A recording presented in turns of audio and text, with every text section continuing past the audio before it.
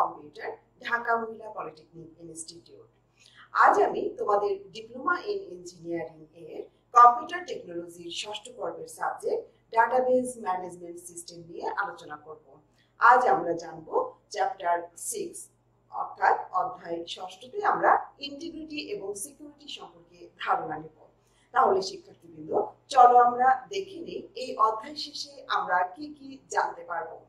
আমরা জানতে পারবো ইন্টিগ্রিটি কনস্ট্রেইন্ট কি তা সম্পর্কে এবং এসকিউএল এর রেফারেন্সিয়াল ইন্টিগ্রিটি এবং আরডিবিএমএস এর অ্যাসারশন বর্ণনা করতে পারবো।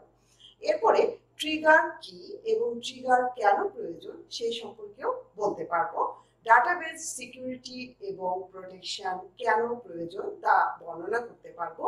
ডাটাবেজ এনক্রিপশন এবং অথেন্টিকেশন কি তা বলতে পারবো। এনক্রিপশন টেকনিক বর্ণনা করতে পারবো। শিক্ষার্থীবৃন্দ, চলো তাহলে এবার জেনে নেই ইন্টিগ্রিটি কনস্ট্রেইন্টস কাকে বলে।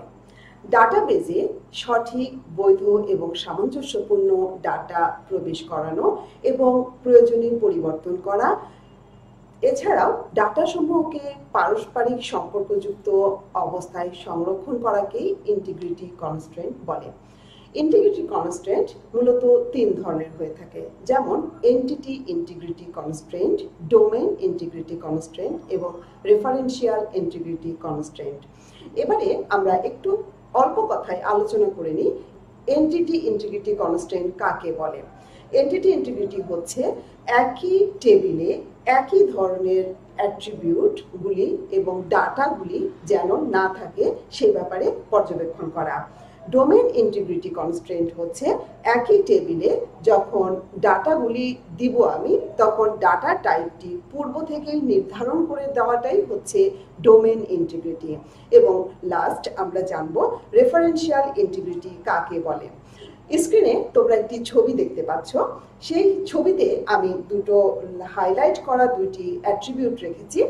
এখানে বোঝানো হচ্ছে যে একটি টেবিলের রো এর মতো অন্য একটি টেবিলের একই ধরনের রো যদি ব্যবহার করি এবং ডাটাগুলি যদি সেম হয়, তাহলে সেটিকে বলা হয় রেফারেন্সিয়াল ইন্টিগ্রিটি কনস্ট্রেইন্ট। এখানে আমি চিত্রের মাধ্যমে এই বিষয়টি তোমাদেরকে দেখিয়েছি। তোমরা খেয়াল করলে দেখতে পারবে কার নামে যে একটি টেবিল আছে এবং এমপ্লয়ি নামে টেবিল আছে, কার টেবিলের ওনার এবং এমপ্লয়ি টেবিলের এমপ্লয়ি নম্বর দুটোই হচ্ছে সেম ডাটা, সেম অ্যাট্রিবিউট এখানে ব্যবহার করা হয়েছে। শিক্ষার্থীবৃন্দ, এবার আমরা জানবো রিলেশনাল ডাটাবেজ ম্যানেজমেন্ট সিস্টেম এর ক্ষেত্রে অ্যাসারশন কাকে বলে। আরডিবিএমএস এর ক্ষেত্রে অ্যাসারশন একটি প্রেডিকেট বা এক্সপ্রেশন যা একটি কন্ডিশনকে এক্সপ্রেস বা বর্ণনা করে। এখানে দুটি বিষয় লক্ষণীয়, সেটি হচ্ছে যে অ্যাসারশন এক্সপ্রেশনটি অবশ্যই অলওয়েজ ট্রু হতে হবে। সত্য না হলে কন্ডিশন কখনোই স্যাটিসফাই হবে না এবং অ্যাসারশন ক্রিয়েট করা যখন হবে তখনই ভ্যালিডিটি চেক করে নেবে সিস্টেমটি। ডিবিএমএস অ্যাসারশন চেক করবে, এক্ষেত্রে শুধুমাত্র কন্ডিশন ট্রু হলে ডাটাবেজ মডিফিকেশনের অনুমোদন দিবে। উদাহরণ হিসেবে আমি বলতে পারি, যদি কারো কোনো একটি ব্যাংকে অ্যাকাউন্ট থাকে, সেখানে যদি কন্ডিশন করে দেওয়া হয় যে 1 লাখ টাকার বেশি সে নিতে পারবে না বা টাকা উঠাতে পারবে না, তাহলে সে প্রথমেই চেক করে দেখবে কন্ডিশনটি যে তার অ্যাকাউন্টে 1 লাখ টাকা আছে কিনা, তারপরে সে উত্তোলনের অনুমোদন দিবে। এটি হচ্ছে আরডিবিএমএস এর অ্যাসারশনের একটি এক্সাম্পল। এবার আমরা জানবো ট্রিগার সম্পর্কে। ডাটাবেজে ট্রিগার কাকে বলে। ডাটাবেজ ম্যানেজমেন্ট সিস্টেমে ট্রিগার এমন একটি স্টেটমেন্ট যাকে স্বয়ংক্রিয়ভাবে এক্সিকিউট করে থাকে এবং ডাটাবেজ মডিফিকেশন করে থাকে। ট্রিগারের ক্ষেত্রেও দুটো কন্ডিশন আছে। কন্ডিশন দুটি হলো ট্রিগার কখন এক্সিকিউট হবে তা স্পেসিফাই করে দিতে হবে এবং এই জন্য দুটো ভাগে ভাগ করা হয়, একটি হচ্ছে ইভেন্ট এবং আরেকটি হচ্ছে কন্ডিশন। ইভেন্টের কাজ হচ্ছে ট্রিগার চেক করা আর কন্ডিশনের কাজ হচ্ছে ট্রিগার এক্সিকিউট করা। এটি হচ্ছে কন্ডিশন নাম্বার 1। কন্ডিশন 2তে বলছে ট্রিগার এক্সিকিউট হলে কি ধরনের কাজ হবে সেটি পূর্ব থেকেই স্পেসিফাই করে দিতে হবে। শিক্ষার্থীবৃন্দ, ট্রিগার কেন প্রয়োজন এবার আমরা সেই সম্পর্কে আলোচনা করব। নির্দিষ্ট শর্ত পূরণের মাধ্যমে স্বয়ংক্রিয়ভাবে নির্দিষ্ট কাজ শুরু করার অর্থই হচ্ছে ট্রিগার। আমরা এতক্ষণ আলোচনার মাধ্যমে এটি জানলাম। তাহলে একটি উদাহরণ দিয়ে আমি তোমাদের পরবর্তী বিষয়টি বুঝাই যে আমাদের ট্রিগার আসলে কেন প্রয়োজন। মনে করো আমাদের অ্যাকাউন্টে ব্যাংক অ্যাকাউন্টে একটি ব্যাংক অ্যাকাউন্ট আছে, সেক্ষেত্রে আমাদের কন্ডিশন হচ্ছে যে অ্যাকাউন্টে আমার কখনোই ব্যালেন্স একেবারে নিলে যেতে পারবে না। এক্ষেত্রে আমার স্বয়ংক্রিয়ভাবে যদি একটা ট্রিগারে কন্ডিশন দেয়া থাকে যে যখনই আমার ব্যাংক অ্যাকাউন্ট 1 লাখ টাকা বা তার নিচে চলে যাচ্ছে, তখনই সে অটোমেটিক্যালি আমার অ্যাকাউন্টটিকে লোনে ট্রান্সফার করে দিবে। এটি হচ্ছে ট্রিগারের একটি এক্সাম্পল। এক্ষেত্রে পরবর্তীতে আমি লোন পেমেন্টের মাধ্যমে আবারও আমার অ্যাকাউন্টটাকে সচল রাখি। শিক্ষার্থীবৃন্দ, এতক্ষণ আমরা ডাটাবেজের অনেক বিষয় নিয়ে আলোচনা করলাম। এখন মূল পয়েন্টে যাই, সেটি হচ্ছে ডাটাবেজের সিকিউরিটি নিয়ে। আমরা ডাটাবেজ কেন তৈরি করি? অবশ্যই আমাদের কিছু সুবিধার জন্য, যেমন হতে পারে অফিস, আদালত, শিক্ষা প্রতিষ্ঠান, ব্যাংক, বিভিন্ন জায়গায় আমাদের ডাটাবেজ ব্যবহার করা হয়। এগুলি আমরা এর আগের অধ্যায়গুলিতে আলোচনা করেছি। এখন এই বিশাল ডাটাবেজটি যে কেউ যে কোনো সময় যদি দেখতে পারে এটি ভালো, কিন্তু দেখার পরে যদি সে ডাটার পরিবর্তনও করতে পারে তাহলে কিন্তু ডাটার কোনো সিকিউরিটি আর থাকলো না। তাহলে আমাদের প্রথমেই চিন্তা করব ডাটাবেজ তৈরি করার ক্ষেত্রে যে কিভাবে এর সিকিউরিটি দেয়া যায়। অর্থাৎ আমরা খেয়াল করব যে অনুমোদনবিহীন কোনো ব্যক্তি যেন এই ডাটাবেজটিকে ব্যবহার করতে না পারে, তাহলে ডাটাবেজের গোপনীয়তা রক্ষা করা সম্ভব হয় না। তাহলে ডাটাবেজ সিকিউরিটি কাকে বলে আমরা নিশ্চয়ই বুঝে গিয়েছি। এবার আমরা দেখব ডাটাবেজ সিকিউরিটির ক্ষেত্রে কোন কোন জিনিসগুলি অবশ্যই লক্ষণীয়। সেটি হচ্ছে ব্যবহারকারীর ডাটা ব্যবহার করার অধিকার সংরক্ষণ করতে হবে, সিস্টেমে রিসোর্স ব্যবহার নিয়ন্ত্রণ করতে হবে, ডিস্ক ব্যবহার নিয়ন্ত্রণ করা, ব্যবহারকারীর অ্যাকশন নিয়ন্ত্রণ করা এবং ব্যবহারকারীর ডাটা ব্যবহারের সীমা নির্ধারণ করা।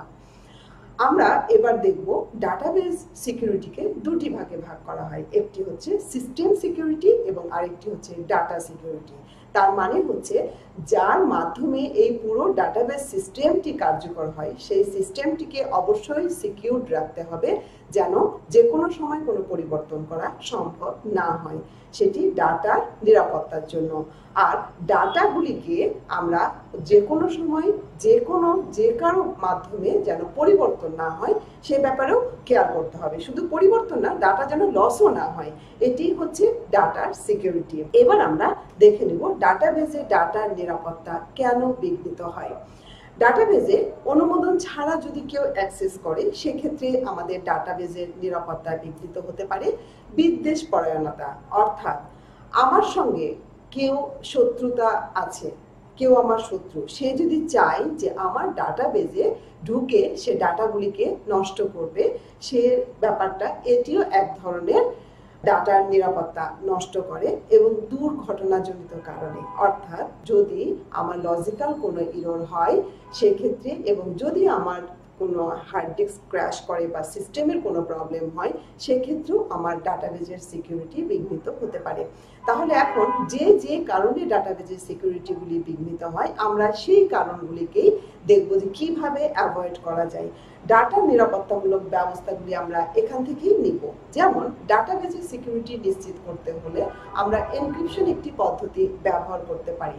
আমি কিছুক্ষণ পরেই তোমাদের এনক্রিপশন নিয়ে আলোচনা করব। এছাড়াও আরো একটি পদ্ধতি আমরা নিতে পারি ইউজার অথরাইজেশন দিতে। যে কোনো ইউজার যে কোনো ডাটায় অ্যাক্সেস যেন করতে না পারে সেই ব্যাপারটাও আমাদেরকে খেয়াল রাখতে হবে। অনাকাঙ্ক্ষিত কোনো ব্যক্তি ডাটাবেজে যেন প্রবেশ করতে না পারে সেই ব্যবস্থা আমাদেরকে নিতে হবে। এবং ডাটা যদি কখনো হার্ড ডিস্ক ক্র্যাশ বা লজিক্যাল এররের কারণে ডাটা লস হয় তাহলে সেই ডাটাগুলির রিকভারির ব্যবস্থা অবশ্যই থাকতে হবে। এবার আমরা ডাটাবেজ ম্যানেজমেন্ট সিস্টেমের বিভিন্ন লেভেলের নিরাপত্তার ব্যবস্থা কিভাবে করা যায় সেটি নিয়ে আলোচনা করব। প্রথমেই অপারেটিং সিস্টেম। আমি এমন এক ধরনের অপারেটিং সিস্টেম ব্যবহার করব যেন যে কেউ আমার ডাটাগুলিকে নষ্ট করতে না পারে। যেমন হতে পারে ইউনিক্স অথবা লিনাক্স অপারেটিং সিস্টেম। এরপরে ডাটাবেজ সিস্টেম। এমন ধরনের ডাটাবেজ সিস্টেম ব্যবহার করব যেন যে কোনো ইউজার এটিকে ব্যবহার করে ডাটাগুলিকে নষ্ট করতে না পারে। এরপরে ফিজিক্যাল অর্থাৎ হচ্ছে আমার ডাটা রিকভারি, ডাটা ব্যাকআপের ব্যবস্থা অবশ্যই আমাদেরকে রাখতে হবে। নেটওয়ার্ক নেটওয়ার্ক সিস্টেমটি আমার এমন হতে হবে যেন সহজেই যে কেউ যে কোনো ধরনের ডাটাকে নষ্ট করতে না পারে। এবং সর্বশেষ সেটি হচ্ছে হিউম্যান অর্থ যে কেউ যেন আমার ডাটাবেজে ঢুকে ডাটা চুরি করতে না পারে, যেটি হ্যাকারের পর্যায়েও পড়ে। আমার ডাটাবেজের এই সকল ক্ষেত্রগুলি যদি আমি খেয়াল করে ডাটাবেজটি তৈরি করি, আমার মনে হয় ডাটাবেজের নিরাপত্তা আমরা দিতে পারি। এরপরে আরো এক ধরনের ব্যবস্থা নিতে পারি, সেটি হচ্ছে অথরাইজেশনের বিভিন্ন লেভেলের মাধ্যমে। যেমন রিড অথরাইজেশন, অর্থাৎ একজন ইউজার ডাটাবেজে ঢুকে শুধুমাত্র ডাটাগুলিকে পড়তে পারবে, সে ডাটার কোনো মডিফিকেশন করতে পারবে না। এটি হচ্ছে রিড অথরাইজেশন, তাকে শুধুমাত্র ডাটা রিড করার পারমিশন দেওয়া হবে। এরপরে ইনসার্ট অথরাইজেশন, তার মানে সেই একজন ইউজার যিনি শুধুমাত্র কোনো ডাটাবেজে ডাটা ইনসার্ট করতে পারবে, সে কোনো ডাটা ডিলিট করতে পারবে না বা কোনো ডাটা মডিফিকেশনও করতে পারবে না, এই অনুমোদন তাকে দেওয়া হবে না। এরপরে আসি আমরা আপডেট অথরাইজেশন, তার মানে সেই ব্যক্তি যিনি ডাটাবেজে ঢুকে যে কোনো ডাটাকে শুধুমাত্র সংশোধন করতে পারবেন, তিনি ডাটা ডিলিট করার কোনো অনুমোদন পাবেন না।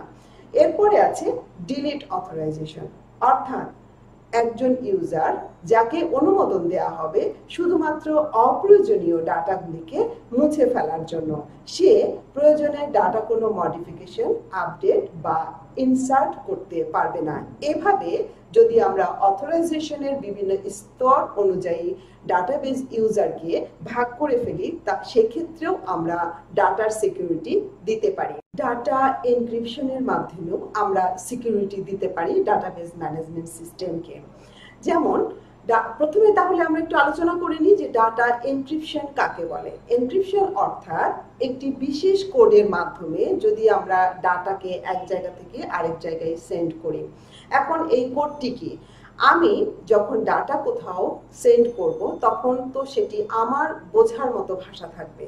এখন এই আমার বোধগম্য ভাষাটিকে আমি যখন সেন্ড করব তখন আমি একটু পরিবর্তন করে নিব।